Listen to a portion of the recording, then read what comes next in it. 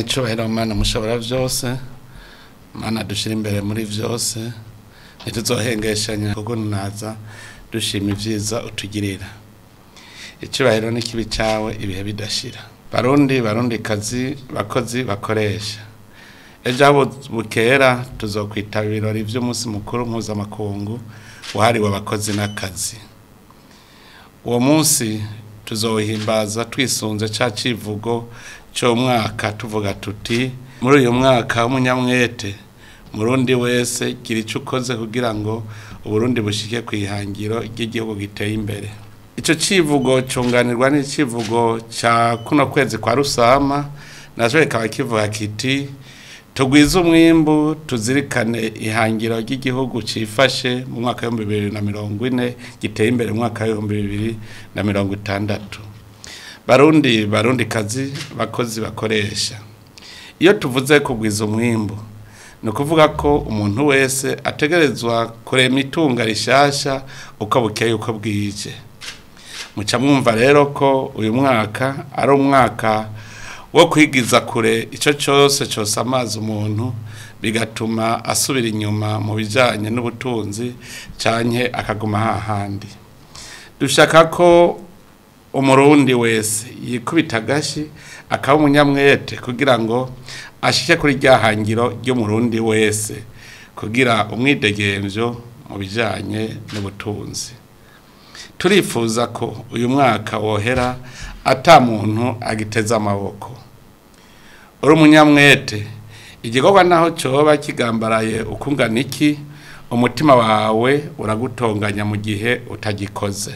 Mu banyamwete niho tubona abantu naho imyaka yoba ibaremereye baguma bita ku rutare bakora ijoro n'umutaga gushikaho mbere uza wumva bavuga ngo reka ndime ndonke ivyo nzosiga mu nzu ejo nibaza kumpamba ntazovuge ngo nta gipfuye. Uwo mwete niwo dukeneye, umwete umuntu yumvamwo nk'umuhigo hamwe yibwira ati ntegereza gukora atari kubera babintegetse ariko nyabuna kubera numva ko ari ryo teka ryanje. Iteka ry'umuntu naryo nkuko tubizi ni iry'umuryango wiwe.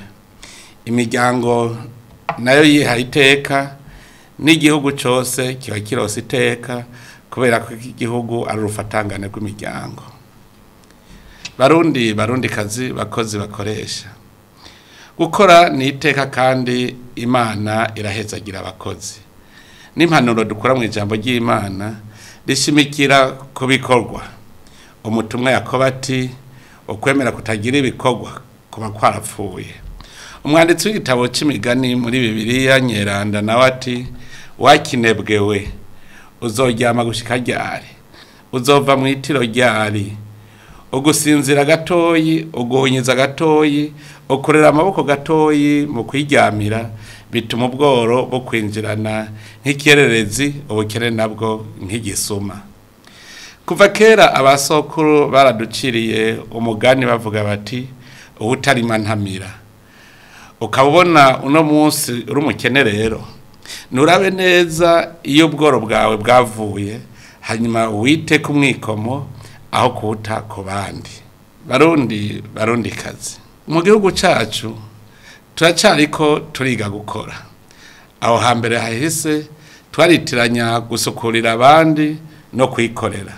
Nico gituma dushimira abamaze gutahura icari cyo gukorera igihugu no kwikorera bazi neza ko ari amasaha yo gukorera bene gihugu n'amasaha yo kwikorera mu kugwiza umwimbu. Abo nibo bariko batuma igihugu gihindura ishusho kuko ubukorera uwundi nta kindi atari gukorera inda gusa agafata casize. Ariko hariho n'abagifisha ubusa amasaha arenga 16 ku munsi.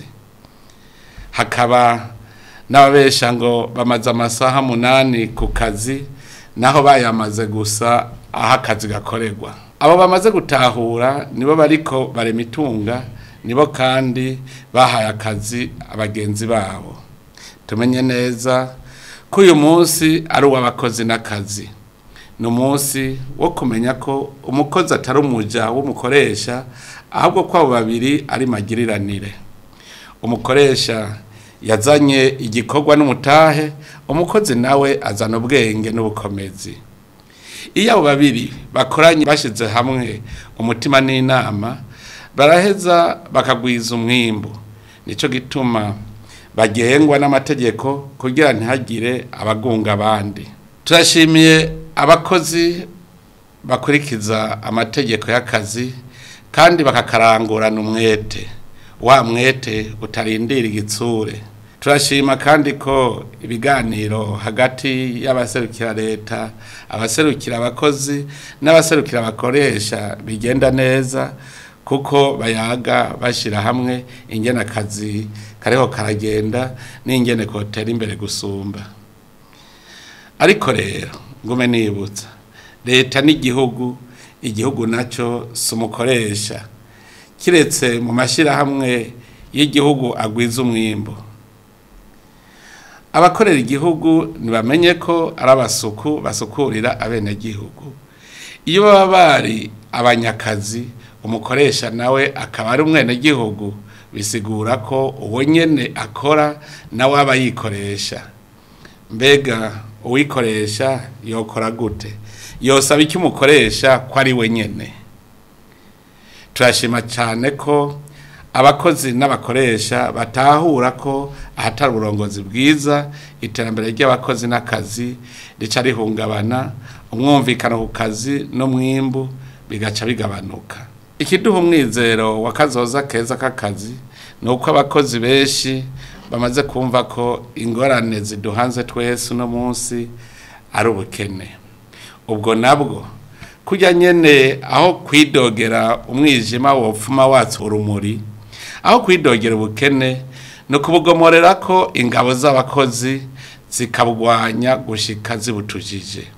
Novuga ko twokora tugize urunani rw'intamenwa, tuyoboka abakoresha, twese twumva ko dusangiye ugupfa no gukira. Barundi kazi bakoresha, imbere yuko notanga impanuro, reka ntangure ngira ico mvuze ku vyaranguwe ku ruhara rw'ubuyobozi bw'igihugu. Burya ngo itara ryakije ntigihisha, ivyaranguwe birivuga. Kubijanye n'abakozi ba leta, ico twari twiyemeje kwari ukugira uburinganire bw'agashirukabute, abakora bimwe bagahabwa agashirukabute kangana. Mvuze agashirukabute kuko umusuku w'abenegihugu ntahembwa nk'umunyakazi kuko si umucangero. Ico gikorwa rero cyaratanguye kuja mu ngiro, naho hari abo twasanze baribagiwe kubera bakorera mu bisata bidasanzwe, ariko nabo nyene borema. Icatumye duteba nuko abo twatumye twasanze muri bo hari abatari bwamenye gutandukanya ibikorwa by'abagenwa mu mabanga n'ibikorwa by'abahinga. Mu bisanzwe abahinga nibo baharorirwa agashirukabute, mu gihe abagenwa nabo babaha gusa agahimbaza musyi kiyongera ku gashirukabute bahora baronka ku gikorwa cy'ubuhinga. Aha ndahanoganza kugira ngo tubitahure kumwe. Ubugenwe mu mabanga ayajamwo avuye mu gikorwa cy'ubuhinga, kandi iyo avuye kuri iryo bango asubira ku gikorwa cy'ubuhinga. Nico gikorwa cy'ubuhinga rero gifise agashirukabute kuko ni pete riraduga. Ubu rero abijejwe bariko barasuzuma ivyo bikorwa by'ubuhinga muri ivyo bisata bidasanzwe kugira ngo bashinge agashirukabute kavyo. Ica kabiri kwari ukuherekeza abakukuruke ngo bagire ubuzima bari mu karuhuko k'izabukuru. Nico gikorwa kiraremvye naho kitari coroshe. Ivyigwa bigeze ku ntambwe ishimishije, igisigaye no kurondera uburyo leta yo kongerereza amashirahamwe atayaniriza kazoza abakozi. Kubera amikoro atari kirenga, ico gikorwa kizokogwa intambwe ku ntambwe. ubu tukaba turiko turaharura ibice kwijana by'agashirukabute bahora bahembwa vyoba biratangwa mu kurindira ko hatangwa agahembo kangana n'umushahara umukukuruke yaragezeko. Tuzobikora isemo kwisemo kuko turazi ko n'ukuboko kwiyaga aho gushika. Uko umwimbu uzoza uraduga nabo bazodugirizwa. Nico gituma dusaba abakiri ku kivi gukorana umwete n'ubwira kugira ngo iryo hangiro turishikeko hakiri kare. Barundi kazi bakozi bakoresha. Kuvyerekeye abakozi atarabasuku. Uburongozi bw'igihugu burazi ko bugendera ku civugo cyo kumunwa wose uronka ico fungura umufuko nawo ukaronka amahera. Niyo ntumbero twashaka gushikako mu gushinga amakoperative ku mitumba yose no kuyasahiriza mu kuyagurana umutahe w'intango. Ni muri iyo ntumbero nyene twashizeho umugambi payeje wo kurema umwidegemvyo w'ugwaruka mu butunzi no kuruha akazi. Nico catumye kandi dushiraho ibanki y'ugwaruka n'iy'abakenyezi kugira zingurane ugwaruka n'abakenyezi bafise imigambi y'iterambere. Mbere twaciye dushiraho ikigega c'ubwishingizi figa kugira ngo abatagira ingwati mu gusaba ingurane boroherezwe. Mu gisata kijanye no kuronderera akazoza abenegihugu atawusigaye inyuma, imiryango yugarijwe n'ubukene ntiyibagiwe. Kugira nayironke inzira yo kwiteza imbere mu bikorwa, umugambi w'igihugu mera nk'abandi uheruka gukwiragizwa mu gihugu cyose. Ku ntara 18, 12 ziramaze kuroswa uburyo ku miryango yababa ibihumbi 100. Muri uwo mugambi mera nk'abandi urugo rwose ruzoronka amafaranga ibihumbi 72 uko amezi abiri aheze. Turizeye yuko inyuma y'imyaka 4 ata murundi azoba cidoga ngo ndabuze ico nikenuza. Kubera utwo twigoro twose kuri uyu munsi uri hejuru, abantu benshi ntibidoga, mbere hariho uburere bavuga ko umukene ari kinebwe gusa kuko n'ubutagira umugambi araronka abamuha akazi. Ubu turahaye turabona inyisho kuvyo twifuza kuko utereje amaso ku mitumba urabona ko haci bibatsi kubera amazi y'amabati ariko aragwira ku bwishi. Ico ni kimenyetso kitabesha ko na Nyarucari yatanguye kuba umukire. Rega turazi ko atawubakisha amabati n'amatafari aturiye yarayo busa. Turabibona kandi iyo turiko turatemberera abene gihugu kuko ubu abagenda ibirenge bisa basigaye kurushi, abambara ibishambara basigaye hake. Mbere n'ingwara ziragabanuka uko bukeye uko bwije kubera benshi bafise ivyo bafungura. Biraboneka kandi ko n'abarundi bafise amahoro ku mutima kuko hatagira inzara ntihagira inzigo. Turashimishwa n'ibikorwa byo gwaruka kuko turabona ko bari ku kivi. Akabijya nta kazi na kamwe bagifata minenegwe. Kugwaruka gubu ifaranga ntirigira kamoto barihiga aho riri hose kiretse kwiba. Mu myaka 4 umugambi payeje umaze waratumye igihugu cisununura ugwaruka gwishi ruraronka n'akazi. Birahimbaye kubona mu gwaruka gwafashwe mu mugongo na payeje harimwo abatanguye gukabakaba mu ntoki umuriyaridi w'amafaranga y'amarundi. Turaterere intege abarundi bose kugira ngo baba bagwiza tunga gutyo dushike rudatevye kuri ryahangiro y'umurundi ateye imbere. Abagwiza tunga bagiye imbere abandi mu kugira imigambi y'iterambere no gutanga akazi, ivyo basaba kugira umwimbu ugwire turabizi. Numuyaga nkuba kugira bahingure n'amabarabara kugira ngo bashobore kunguruza ibidandazwa vyabo, ni kandi no koroherezwa mwirangorwa ry'imigambi yabo. Barundi kazi bakozi bakoresha. Uno musi rero umukozi wese yibaze kandi yishure. Mfisiki mbuziki kugira nkora ibikorwa biduza ubutunzi kugira nanje ntera imbere mere nk'abandi. Uburundi bubuziki kugira bumere nk'ibindi bihugu biteye imbere.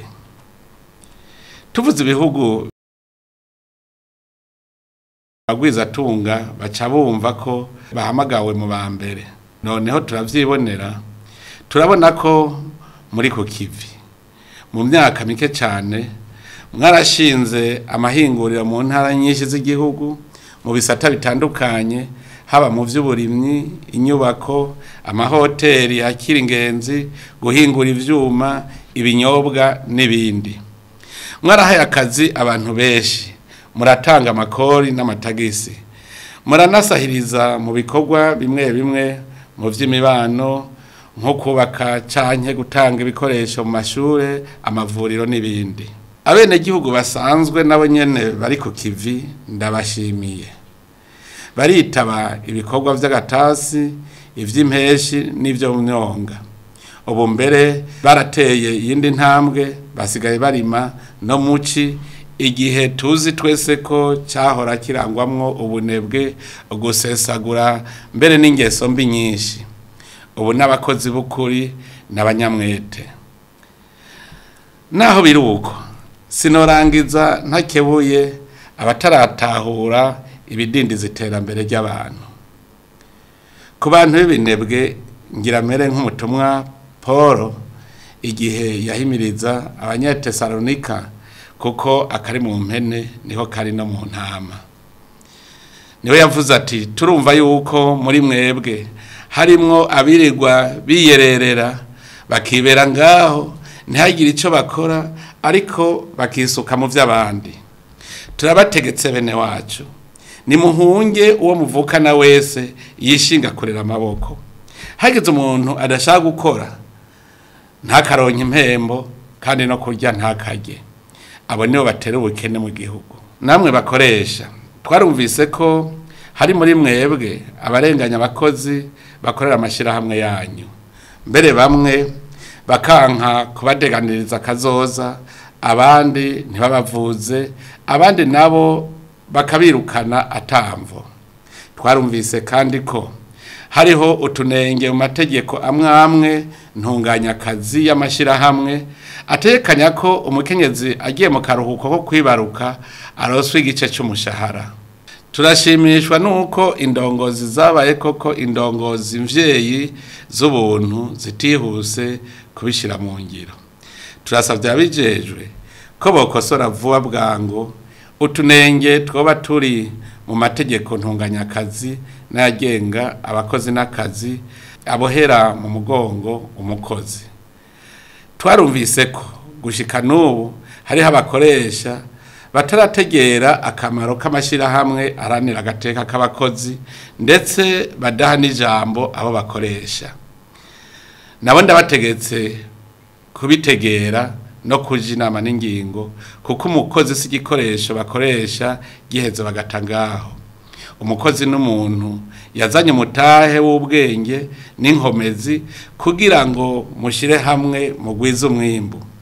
None rero ku mwimbu mwarose, umwe wese naronke ibimubereye, umwe wese atange ubushobozi bwiwe, umwe wese aronke ibijanye n'ico yakoze, naco kikaba kibonekera ku mwimbu. Mu mashirahamwe agwiza umwimbu y'igihugu, n'ubu ngirasubire gutera kamo abayarongoye.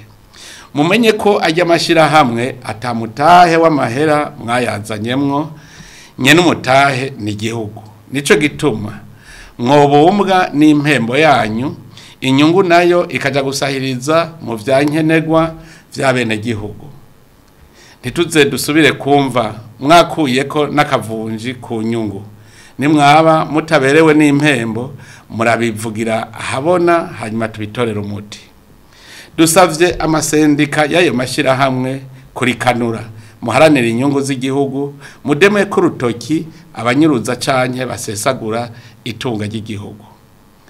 Ku barundi bose iyo bava bakagera, mugume muzirikana ko muri uyu mwaka w'umunyamwete umurundi wese ahamagariwe kugira icyo akoze kugira Uburundi bushike kwihangiro ry'igihugu giteye imbere. Tuvuze iyo abarundi bava bakagera, tuba tuvuze n'abarishwi bakorera mu bindi bihugu. Nabo nyene bahamagariwe kuvoma batahana kugira bazoronke aho bazoshikira batashe. Barundi kazi mwese. Mu Giswahili abakurambere baramaze bati hudharau kazi hufa maskini. Kubatumva urwo rurimi ngo winenaguza akazi ugapfa uri ntaho nikora. Imbere yo gusozera ndasubiriye gukebura abarundi bose ngo musezerere burundu ibintu byo kunebagura akazi mufise. Uko kari kose gakore kuko akugaya hari abandi gatunze mwiteka ryabo. Ntihagire uwurera amaboko ngo yabuze icyo akora. Uwukora niko gutanga inyishu ku bibazo byose abarundi babaza bijanye n'amikoro make.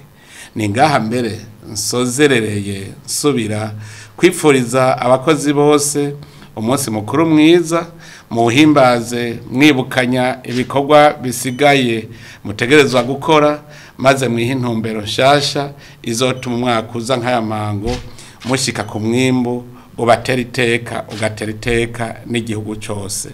Umunsi mukuru mwiza mwese, murakoze, Imana ibaheza.